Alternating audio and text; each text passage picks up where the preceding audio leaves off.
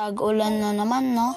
Kaya ngayon, magsishare ako ng mga experience ko yung tag-ulan. Usong-uso sa mga estudyante ang walang pasok tuwing tag-ulan. Kaya pag-usapan natin ang mga ginagawa ko tuwing tag-ulan. Tara na!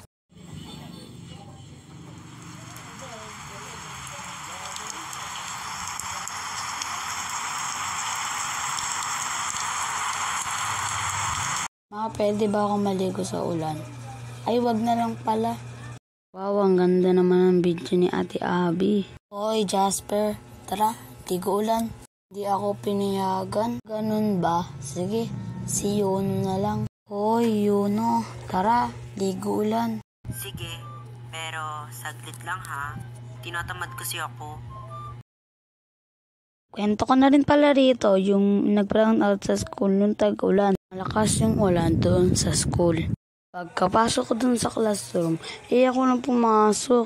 Umabsent lahat ng kaklase ko. Napakasipag ko kasi, guys.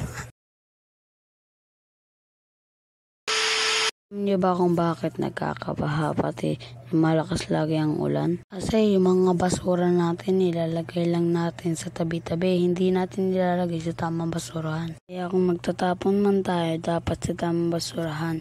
Yun lang.